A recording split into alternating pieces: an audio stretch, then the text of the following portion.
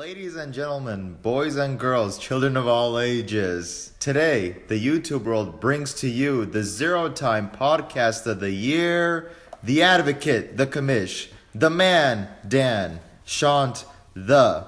Let's get ready to discuss all our favorite WWE programming, which you can catch only on the WWE Network for a non-negotiable but very reasonable price of only $9.99. $9.99. It's not $10. It's not $1,000. Or $1 million? But $9.99. That was strange. Did we all just lose our spots as far as how we start the show? Yeah, there's been budget cuts. Sorry. You can't budget cut a cough. I'm just saying. Continue.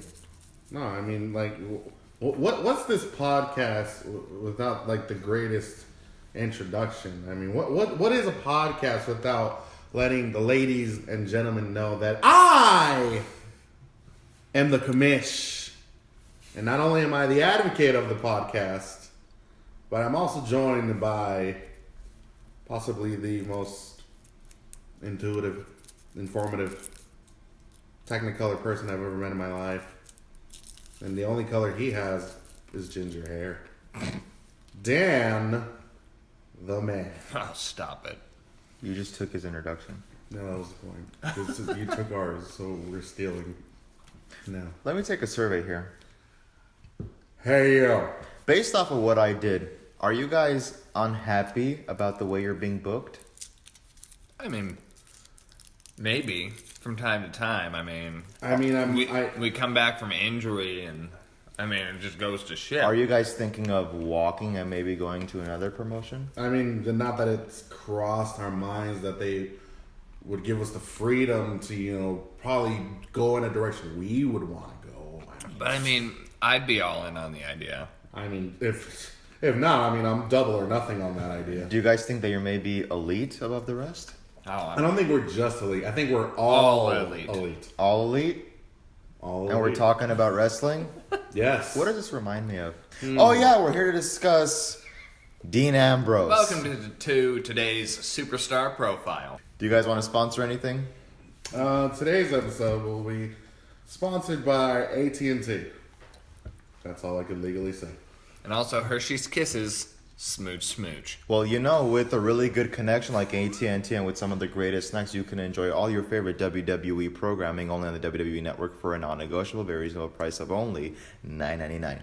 Now that we've gotten that out of the way. Yes. Please don't walk out, and I need you guys. We're here to once again discuss WWE, possibly former superstar Dean Ambrose. We're here to talk about his career, beginning days in the Shield, all the way to now. And I'll ask you guys, can you blame Dean Ambrose for walking out? Because I feel like just in the last 2 months, we've been talking about his booking with Seth, him coming back as a comic book character in some very cringy segments where it's like Some very underwhelming segments as well. in matches where the audience is literally chanting boring. This is boring. So when Dean Ambrose first came into the WWE, what did you guys think of him? He comes in as one third of the Shield, lunatic fringe. He's supposed to be the crazy one out of the three. What did you guys think? Well, when the Shield burst onto the scene, on actual WWE television, having come up from NXT, I was pretty excited. It was fresh, it was interesting, it was something that I felt they needed. Because the programming, I think, I wouldn't say it was bad, but it was just kind of like there at the time. Yeah. And then you got this injection of the Shield, who were these sort of, I guess technically they wouldn't be anarchists because they were doing it for justice. And they were very organized in what they were doing. But no, I liked all three of them. I liked the structure of the group, but you had Dean at the forefront for the most part as essentially the mouthpiece. So I liked it. I was hyped. Kamish? My thing was, like I was telling you off air before Dan showed up, is that to me, like they kind of stood out as like kind of like this current era's injection of the Nexus in a way, but what the Nexus could have been, because it was only united as just three, but a blend of a little bit of attitude and like WCW's like outsiders, only three NWO members. That's how I remember them all coming in. Especially Dean being like the one who like felt like, why do I have to do a lot of the talking? Why does it come down to me and Seth? Mostly me. Dan, Why am I the only talker? continue. He's right. And it's like, to me, it just, I guess like what I'm trying to say is like, it just seems like with them, they're supposed to be something new. All together, they did great when they went their three solo individual careers. They all did well. But I always felt like Dean was the one that stood out better than all of them, just because his character could go anywhere. Yeah. But after his injury and then him coming back, it just felt like, okay, we don't have much for you because we really needed you here with Roman and Seth because you were going to be the new Seth. So we're still going to turn you at a most critical and bad time, but we're going to play around with your character. And I think that's where it's just like, why would you do that to someone who's so good at what they do? Especially in this era of wrestling right now. Like, it looks bad that they're losing someone of this guy's talent. Yeah. As for the booking, I think that when they chose to turn him, he came back and they decided to turn him. I didn't have a real problem with the decision to turn him on that night, except for the fact that it seemed rushed. Because like he had just come back. He'd been back maybe a month, Roughly, yeah. And yeah, it seemed shoehorned in, and I think it was a panic mode kind of thing. Instead of slow burning it, they were like, "Well, shit! Now that Roman's out, we need something big." And so then they went with the turn. And as we've discussed previously, they botched it. They botched the hell out of this heel turn in this feud, and now we're here where he's getting knocked around by Nia Jax and everybody else, And EC3. Yeah. Wait, what happened to EC1 and 2? They were discontinued. Well, okay, so I think we can all agree that we really liked Dean's time in the Shield. United States champion. I'm not sure if he became a tag team champion as well during that time. I could be wrong.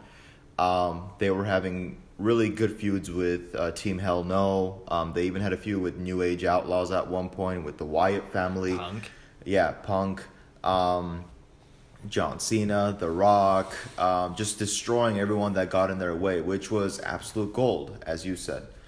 Well, I mean, these are his accolades according to the web of Wikipedia. WWE champion, 3-time Intercontinental champion, 2-time Raw Tag Team champion, 1-time United States champion, 27th Triple Crown champion, 8th Grand Slam champion under the current format, 16th overall, Mr. 2016 Money in the Bank, 5-time Slam Award winner. Wow. So he's done basically everything. He got in a a short chance amount to, of time. Yeah, he got a chance to basically do everything. Royal Rumble winner, I think, was pretty much the biggest thing missing from that list. Which I think in 2016, when it came down to Triple H and Dean, you could have easily pulled the trigger there. But according to them, they had nobody that could really potentially win. Shovel. Wait, what? But Triple H went on down to the Home Depot, and he came back with some gardening tools. Ideally, a shovel. Can't say that enough. Stainless steel. Shovel. So, Shield splits up. I thought that Dean's run from that point was okay. He was there. I will say this. I did prefer the Lunatic Fringe over the Bane character that he was trying to play. Like, what they've been doing over the last 2 weeks, I'm like, if you had just left it at that, like, that's a whole lot better than what you were doing before. I don't know if they were trying to go with like an old school heel kind of nonsense, like those larger than life kind of weird characters, but they didn't need to. We I think as a fan base we've pretty much grown away from that, or at least the adult fan base. And really, Dean Ambrose should be more catered toward the adult fan base, Yeah. than the child fan base. Like you don't need a comic book villain who looks like Tom Hardy from Dark Knight Rises. You just send him out there in his fucking tank top, wife beater, and have him fight. Have him talk some shit. I'm there. Do you guys think it's WWE's way of trying to prevent him from walking out? I was like, hey, if we book him right over the next 2 months, he might reconsider. Maybe, but I just sorry. You saw the 24 or the Chronicle, the thing with him. Just that segment where he's just talking shit to the camera guy, saying, "I'm not going to give you guys what you want." Yeah. He seemed ornery, and whether he was playing a character or not, he just seemed angry and irritable and unpleasant. Maybe that's where he is. Maybe he's unhappy with his workplace and he's just about to tap out. I don't know. Like, my thing is, like, we kind of slowly started seeing something we could have seen when he came out and interrupted Triple H.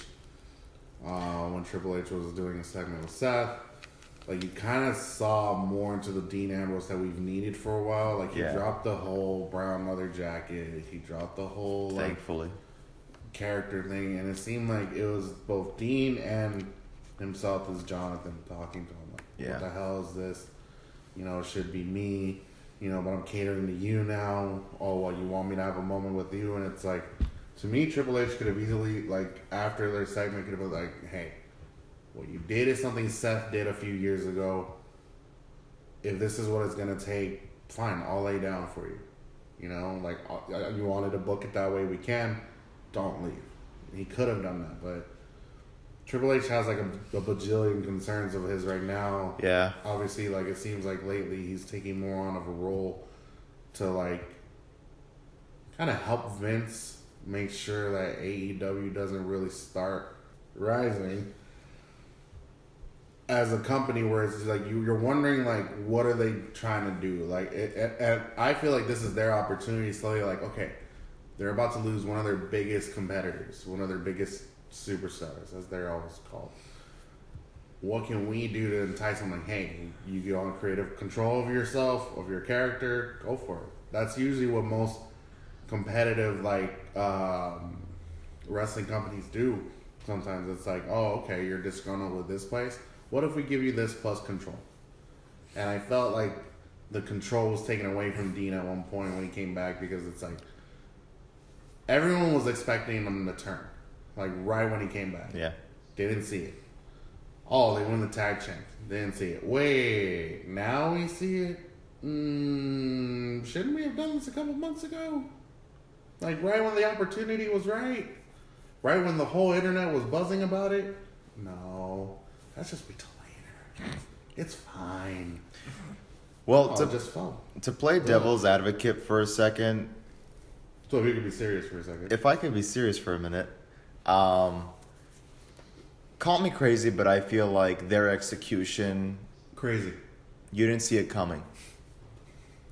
Because I'm sure everybody thought, okay, well, Roman has just made this announcement, so they wouldn't dare to turn him. And they literally just won the tag team championships. You can't turn heel when you won the tag team championships. The second they raise up their titles, boom, heel turn. It just didn't feel so natural that night. I remember watching it, I was just like, what? A lot of people would Why are you argue. pulling the trigger now? A lot of people would argue that was good, and then everything that came after that was just shit. No, because we did like some of his promos. The burning of the vest. Yeah. The inoculations. What? Sure. His vaccinations? That's where we stop. That's That's where it started getting stale. And then the Speaking of bleached assholes. and that's also when, like, I think he was doing the Daniel Bryan thing before Daniel Bryan did it. The whole thing with the vaccinations, like, oh, you people disgust me. You know, you're all full of disease. It's like, this doesn't work. this. By the way, Daniel Bryan's hemp-made belt. I love it. Take a smoke from that belt. I'd buy a replica of that thing. Is it still made out of hemp? That's the question. Because if it is, I'm sorry. What? I don't have a drug problem. Anymore. Wait, what? Hashtag not anymore. So I guess I want to take another survey here. Hey, yo. Did you want to do it? No. Oh. I was bracing for him to do it. He's queuing me up. When you guys look back on his WWE career, where is it that you say, you know what, I see this here, I see that there, okay, I get why he would want to leave?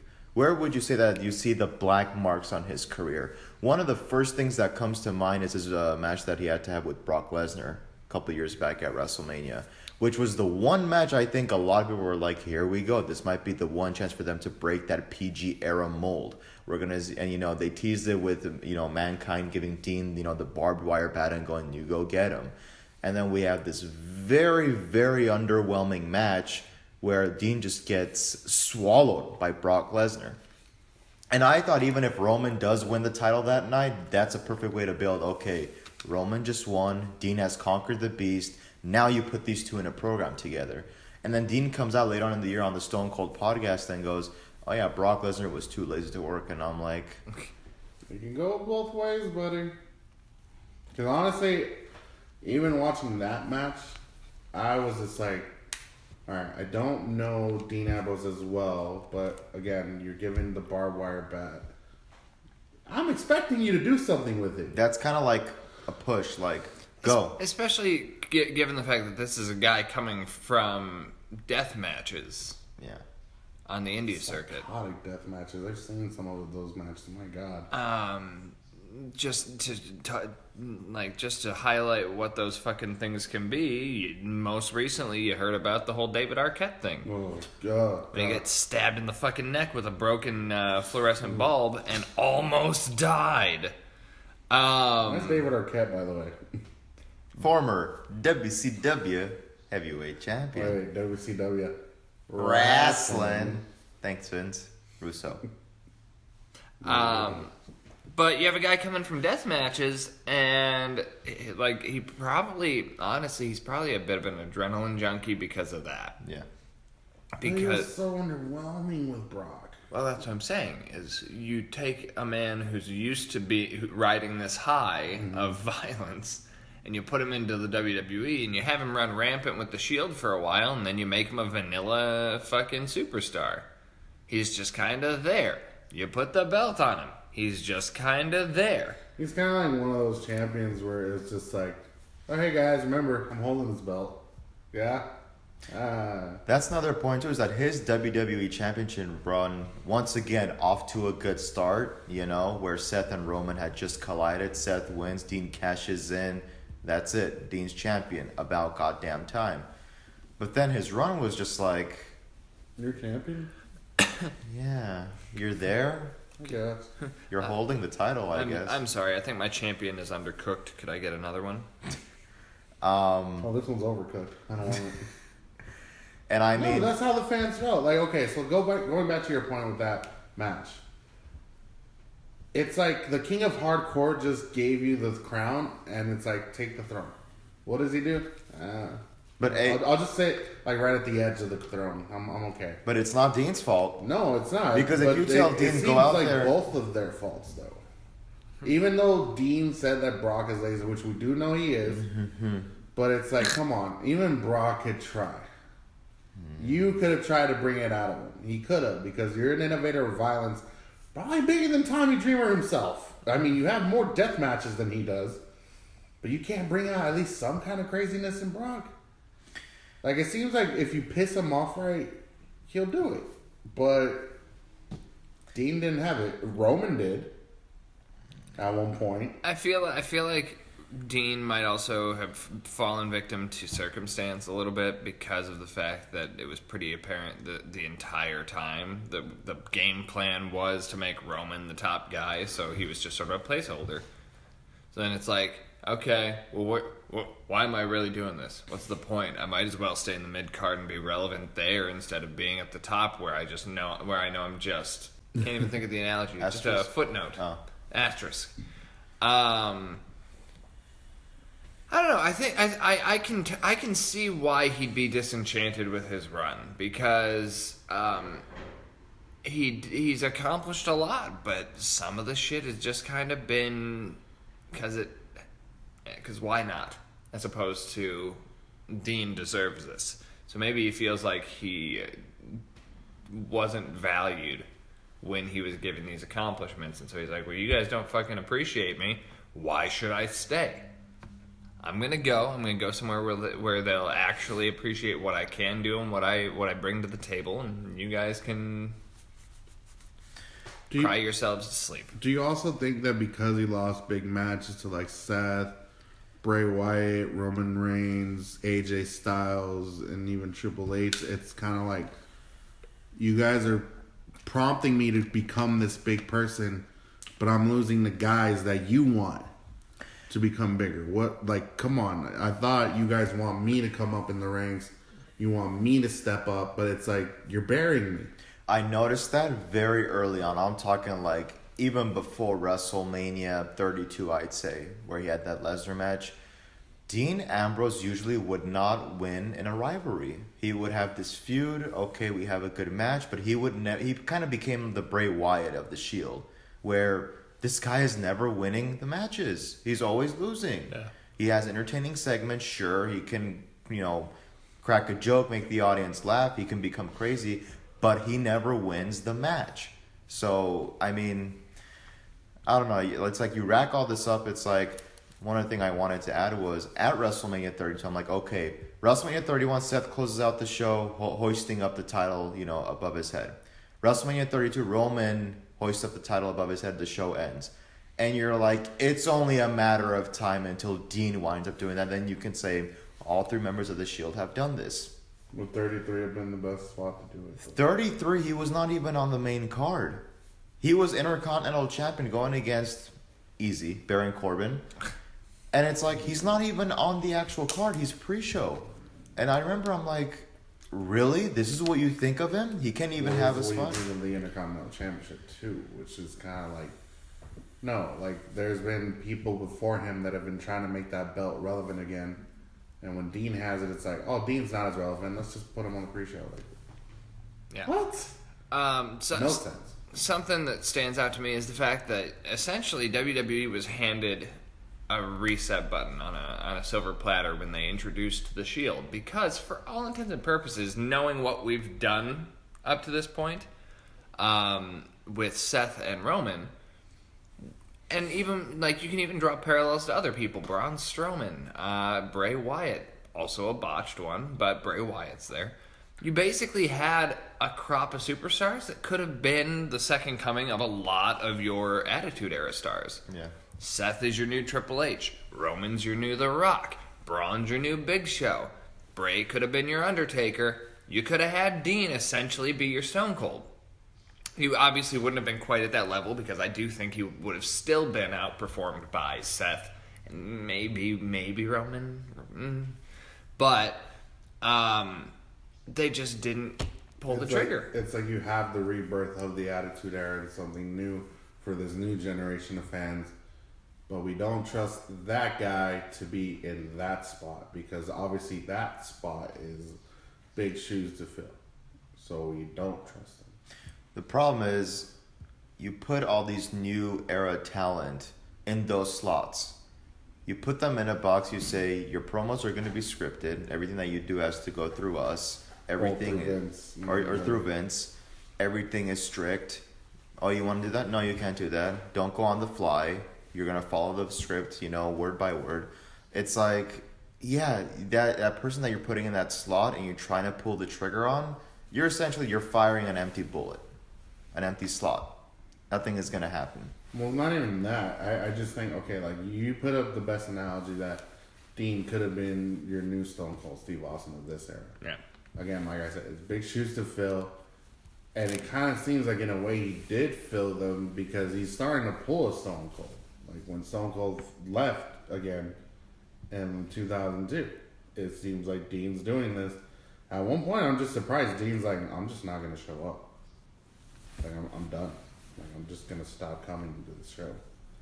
And I think Dean's getting to that point because it's like, you have someone who could do it, who could essentially, like, again, with all the championships I've named that he's won, you add a Royal Rumble win in there, or you add, like, some kind of fucking tournament. It doesn't even have to be the King of the Ring. Yeah, you can make him a King of the Ring champion.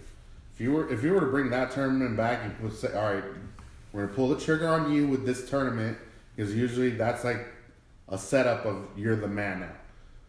And if you can pull off a real good promo, we'll even let you write it and say it. Do it. But again, that's not what's gonna happen. Ambrose 316. That kind of even begs the question: with them knowing he's gone, is he gonna be on the card? Are they gonna bother to book him? Because you get a bonus if you're on the show. I'm thinking they pull a last hurrah with him. Like, okay, if you're leaving, you go out, but let's have one last dance before you leave. Why would you put him on? Right now, you just put him in the worst segment of segments. Not to say that your girl's segment is bad, but Nia did ruin it again, like always. I was thinking Triple H might be a good candidate this year. Just because when I saw that stare off in that segment, I'm like, okay, I can maybe buy into this. Because there's history there. Yeah. And Triple H is kind of looked at as like the authority figure of like whatever goes on in the company, even though Vince is actually the guy pulling the strings. More lately. But I truly believe that if Triple H was in full control, Dean Ambrose would have gone in a completely different direction. Because Triple H has gone on record to say that in NXT, what's so different is that the superstars are given creative freedom. You can choose what you wear. You can choose what you say. You can choose how you want to fight. You can go and talk to your opponent. Hey, maybe we can do this. Maybe we can do that. We can trade off ideas. When you come to the main roster, you're stifled into this mold of like, I want to do this. No, you're doing this. You know. And welcome to the WWE. Forget everything you've been taught. Yeah. And that's what kind of sucks, that it's like Triple H sees the potential. He's going all around the world trying to sign these big roster talents, trying to like bring in like good people that will keep this company alive. Speaking of, Hideo also even left recently. Yeah. Then a lot of people from 205 just like already are like, I don't It's the Monday Night War happening all over again. But they don't even have Yet. a contract with anyone. Yet. Yeah. But again. And WWE is already scared. But that's my thing. It's like Triple H is doing all this that he can to bring in good talent. He's trying to train them in the way he kind of learned himself. But. And then they get misused and they go, well, fuck you guys then. Like, right when they get to Vince's hands, it's like, Shinsuke Nakamura. He showed me that I can be. No. You're going to do it like this, damn it. Potty humor, damn it. Because Hideo was a big signing when he happened. Yeah. Like, there was a lot of fanfare about him. And he was just released. What does that say? We still have 2 months with Dean Ambrose in the company.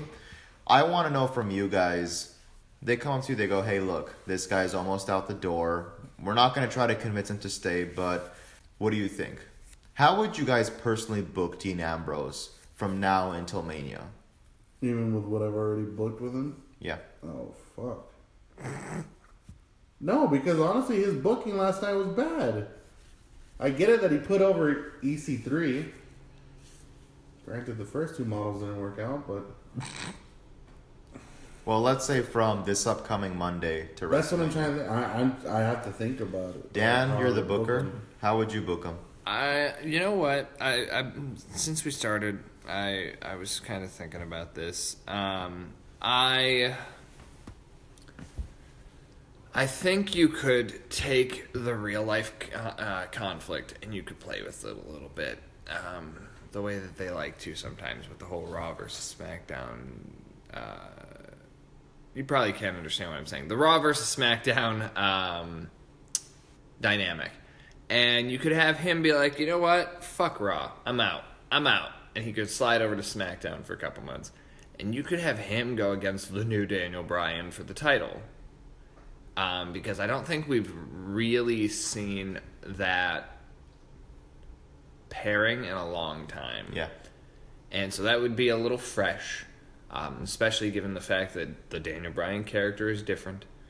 You mean the new Daniel Bryan? Yeah. Stay away from the hot dogs. But so the fact that the Daniel Bryan character is fresh. And then you could have Dean. You could be like, Dean, you know what? You and Bryan have worked together before. You guys are competent enough. Work it out, and that might give him some fire because I don't know that he's been that invested in the shit that they've been giving him. Yeah. So if you throw him on the B show where they tend to be given more creative freedom, more flexibility, and you let him run roughshod for a minute, maybe that'll change his mind.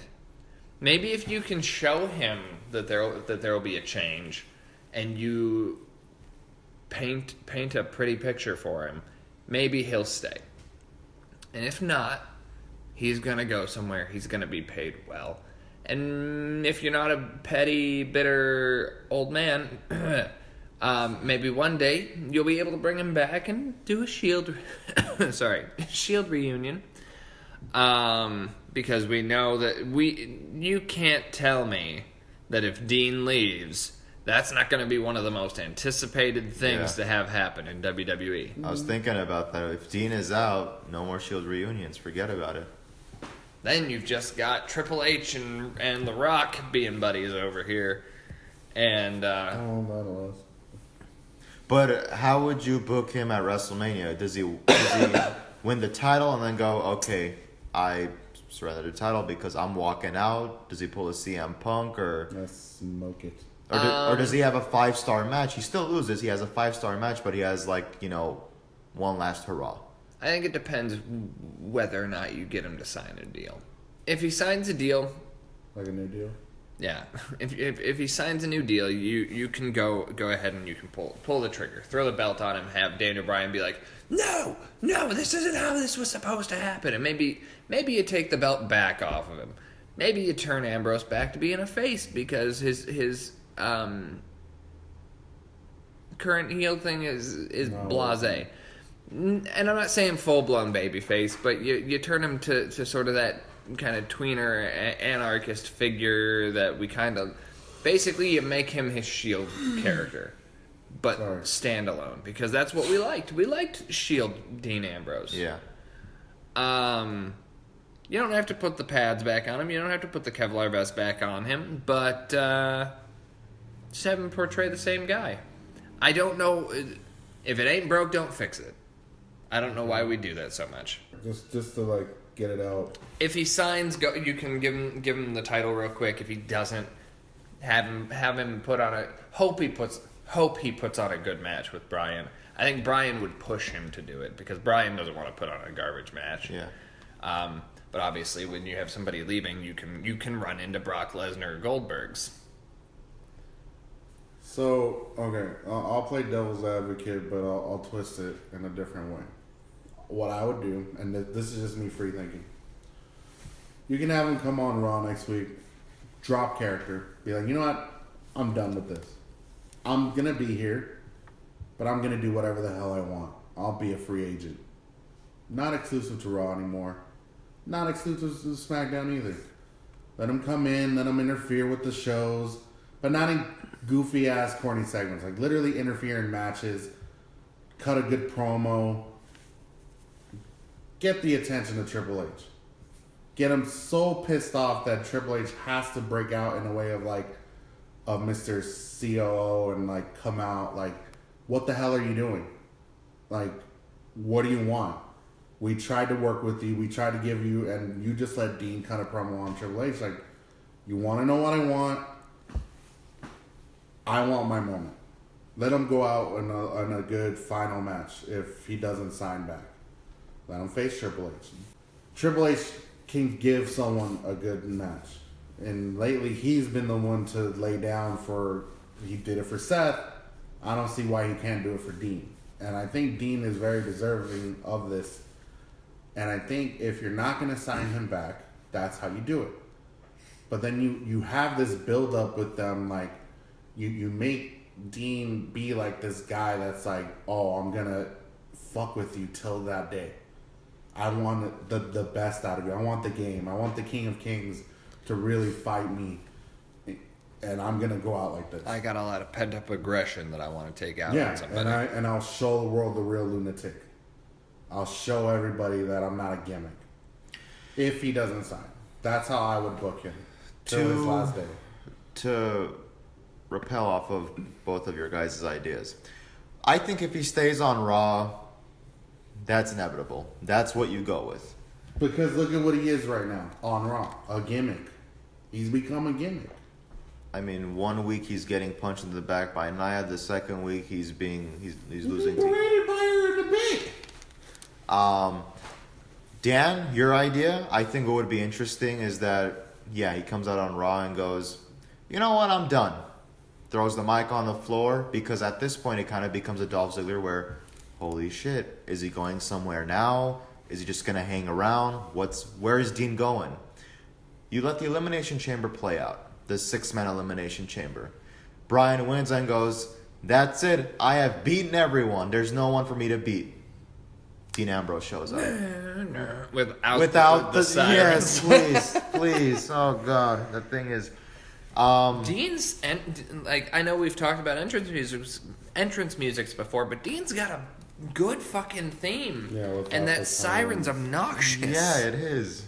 I mean, Perry Saturn did a better job. That was different. That was different back then. He had a mop to clean up all our tears. Yeah. So you do that. You go, oh, you thought you were done? There's no one left? Hell, I might... And you can even break the fourth wall. I might be leaving, but I'm going to take one jab at your title before I go. I'm free for WrestleMania. Yeah. I could see a 5-star match. Even if Dean Ambrose does win the title, due to Dean Ambrose no longer being here, the title has been vacated. Unless you give him a fat contract and put him to SmackDown. Do the shakeup. If you can. Or do the draft. Whatever the fuck they're doing nowadays. If you can't, let Dean Ambrose go out on a high, because I feel like whoever goes out on a high, there's always that thing of like, okay, I can always go back. As opposed to all the legends, all the Hall of Famers who before they got inducted, I ain't speaking with Vince. The last time this happened, where it's like, if it comes up, if someone goes Why up, is this goddamn son-in-law making me reunite? it's like with Dean, it's like, okay, they gave me a WrestleMania moment, they put the title on me. The least I can do is maybe give it one more chance. You know? Well, say that happens. Like both of our things come into play. The free agency thing shows up at Elimination Chamber, starts cracking at Daniel. They give him the 5-star match, and he wins. He gets his contract. He's now a SmackDown champion. Do you see him having good matches with some of the SmackDown roster? If you don't stifle him, yes. Like, do you see? Okay, and I'll just mention the ones in the Elimination Chamber. AJ Styles and Dean. Well, we've talked about that. That's a toss-up. Okay, but it's not Daniel and AJ now. It's Dean and AJ now. Well, we established AJ seems to be the common factor with some of the blase matches as of late, so Randy that one's a Orton. toss-up. Maybe. If Randy doesn't decide to strap a headlock on you for 15 minutes in the middle of the ring, yes, you can have a great You match. think you can bring out the Apex Predator? You need to bring out the Apex Against the Predator. Lunatic? Yep. All right, Jeff Hardy. I would probably avoid that one. I love Jeff, but I wouldn't waste my time. Rey Mysterio. Yep. I could see it. Samoa Joe. Have we seen that one before? Have we seen those two? I don't think we have. I have. I'd give it a shot. Mustafa Ali. Yes. Yep. So there's potential. It's just gonna really have to be off. You have to offer him a lot. Yeah, and I think that might even be part of his problem is the fact that he feels stifled, he feels stale, he feels static. He's been in the same boat for a long time now, and nothing seems to be changing really for him. Switch commentators too? Can I switch one person from SmackDown to Raw and Raw to SmackDown? Can I bring Renee to SmackDown at that point? Sure, if it splits her from fucking Corey. She's good. It's never gonna split her. Because She is. Good It's on never her gonna own. split her because he's always gonna be on both brands. Corey's not gonna stay on one. That's the problem. Unless you offer Corey Graves more money to stay on Raw, you split him up from Renee, but you have to get someone to kind of be annoying. I don't have a Put problem. Brian Saxton back on. Yeah, I don't know why you would have to pay him more money to take him off a show. But Well, he says he gets a fat check from both, so Just stay there on that side. well, then give him the same pay for less work and just call it good. that's what I'm saying. Though, like obviously you have to deal and offer both.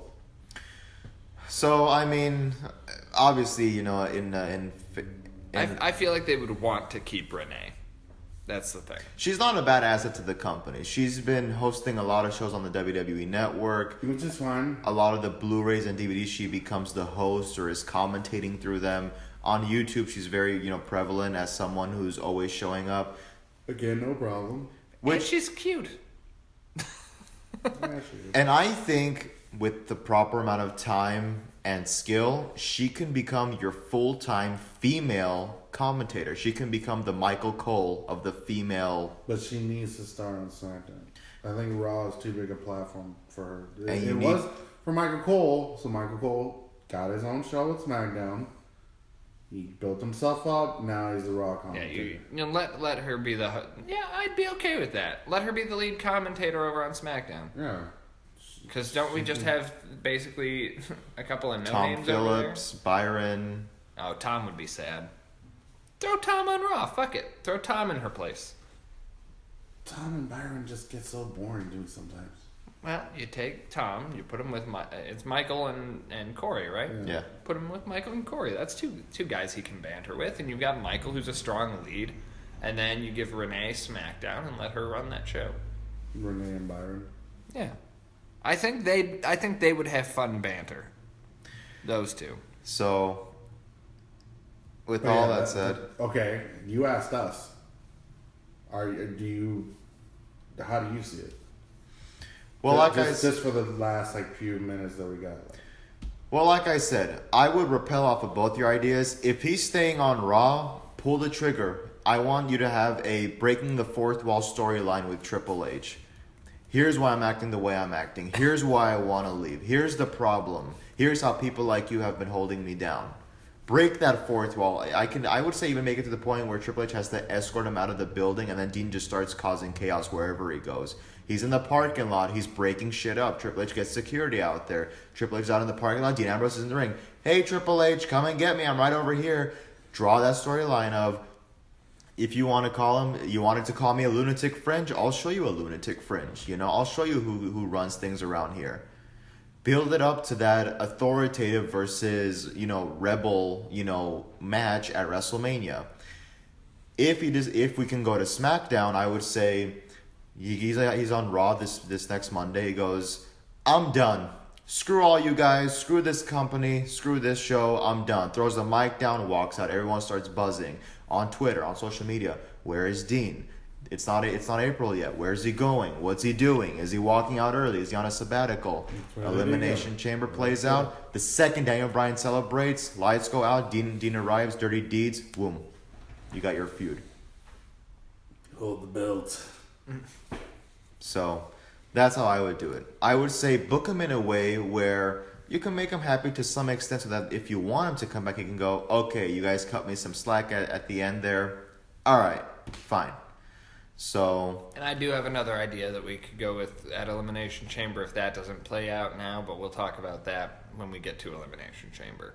Okay, fair enough. So, but either way, you'll be able to find all of this programming where? Only on the WWE Network for a non-negotiable but very reasonable price of only $9.99.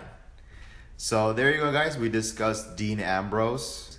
Thank you so much for joining us, and we will see you all next time.